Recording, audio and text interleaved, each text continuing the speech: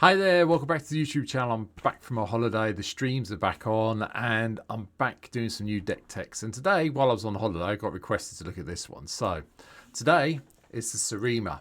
One double white for a legendary artifact spacecraft.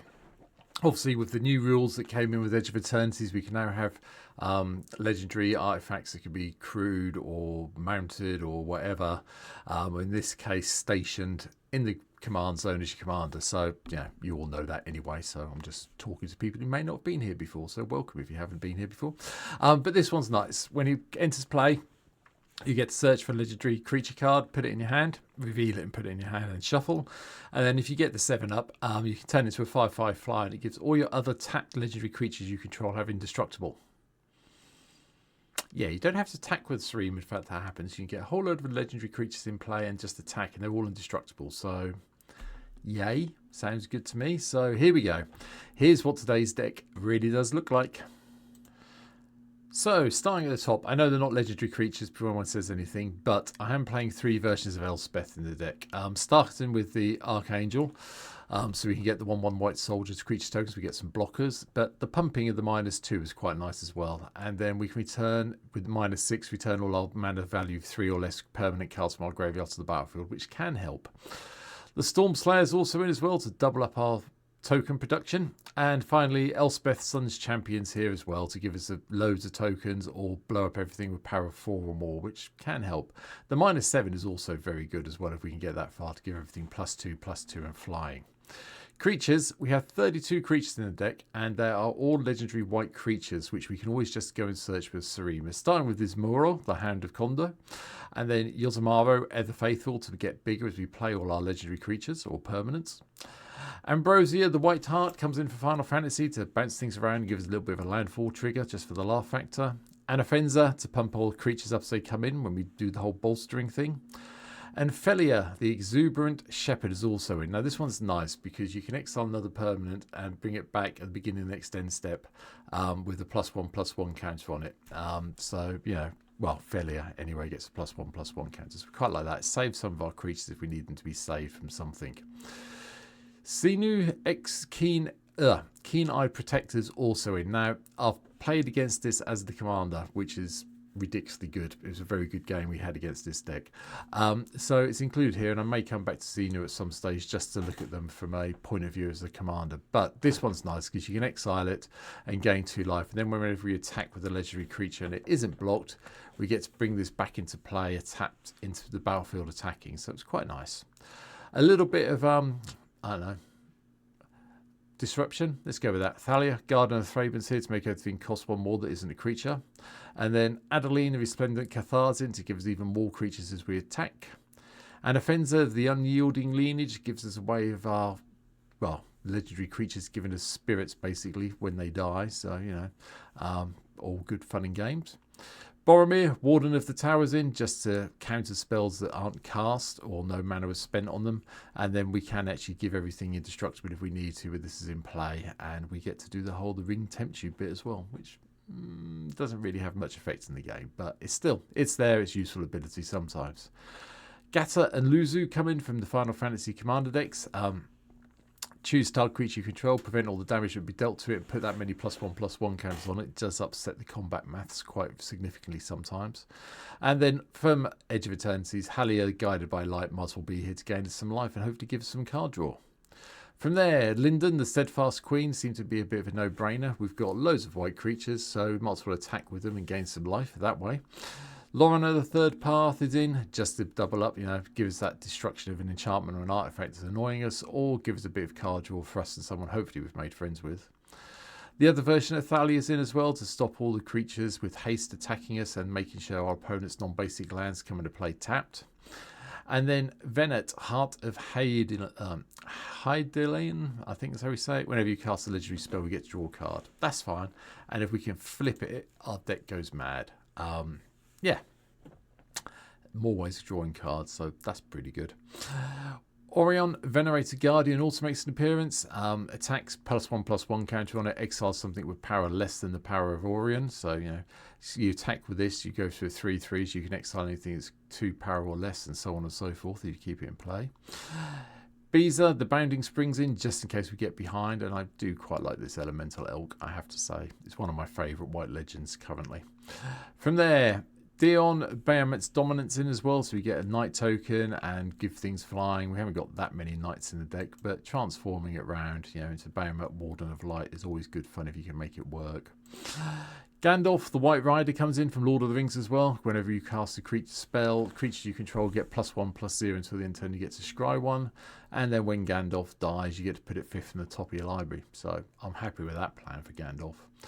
Gizala, the Broken Blades, in as well. And we have got the other half in as well. So we've got Bruna as well. So we can hopefully do the transformation to get the meld into Brizella, the Voice of Nightmares at some stage, just to really upset our opponents.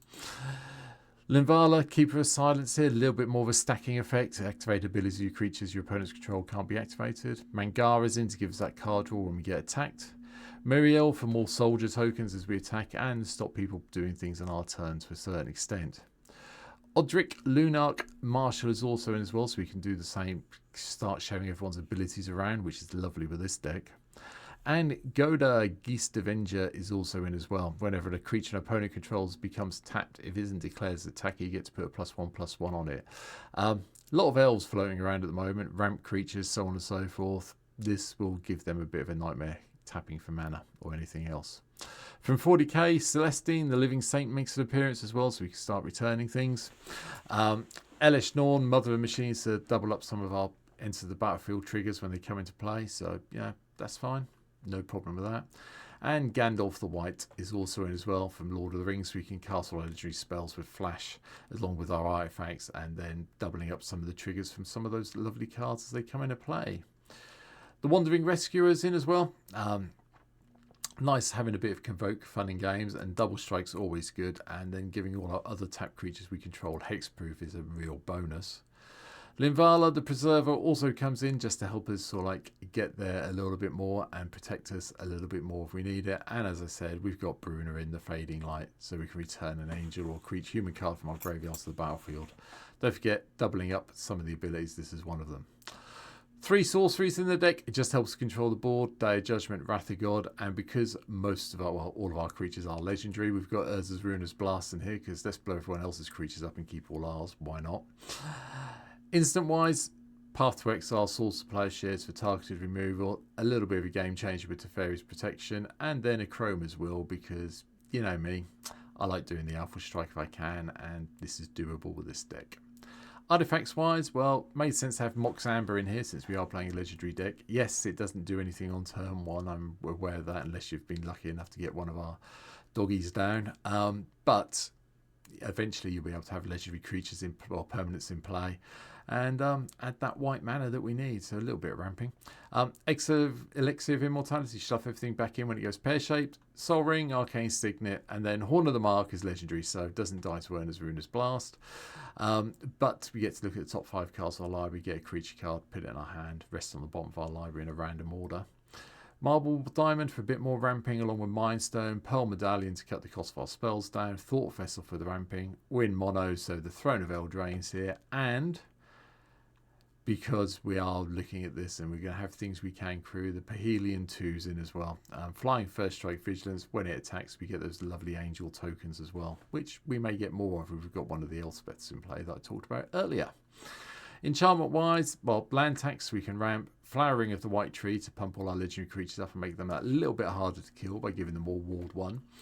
From there, Far Traveller comes in as well. One of the backgrounds from Baldur's Gate, if I remember correctly. We can exile at the beginning of your end step, exile up to 1 target attack creature you control and then return it. So it has some upsides. We've got things that come into play effects, so on and so forth. The Monologue tax is in just so we can get some treasures. We Ride at Dawn comes in as well. From the Outlaws of Thunder Junction Commander set, if memory serves correctly, gives our ability, well, gives the ability of all our legendary spells have Convoke, so we can tap the other creatures to even cast even more of them. But whenever our commander attacks, we get to get a red mercenary token, so not the end of the world.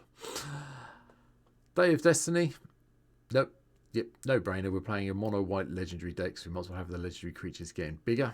Elspeth's Talent comes in just to enchant one of our planeswalkers if we can, because whenever we activate a loyalty ability of the enchanted planeswalkers, creatures you control get +2/+2 and vigilance till the end of the turn, so that's quite nice. Also, chuck in the get 3 1/1 white soldier tokens on one of the other planeswalkers that doesn't do that. Gives us quite a few blockers. The teleportation circles in as well, just so we can blink things in and out and trigger the comes into play effects again. And so we can go and search up some of our creatures from Lord of the Rings. War of the Last Alliance is also in as well. So chapters 1 and 2, let's go and find a legendary creature card. And then chapter 3, creatures you control gain double strike into the end of term, and the ring tempts us again. So we've got 2 ways of getting tempted by the ring with Boromir. Lands, nothing particularly fancy. Broker's Hideout, Cabaret Courtyard, you know what they do, go and find a plains, gain a life. Emiria's in, just so we can start returning things from our graveyard if things are going wrong. Fable Passage for a bit more search for the basics. And then all the other non-basic planes are in, so Idyllic Grange is in to chuck around some +1/+1 counter, well, a +1/+1 counter if we've got 3 more planes in play. Minas Tirith in as well, not planes, but it's legendary permanent, and we get to do a bit of card drawing for attack with 2 creatures. The Mistfall Plains to put things on the bottom of our library. Monumental Henge, so we can go and find a historic card. And then Nykthos, because we're in mono white, it's no point not having it. Obscura Storefront for more, a little bit of life gain. 25 planes.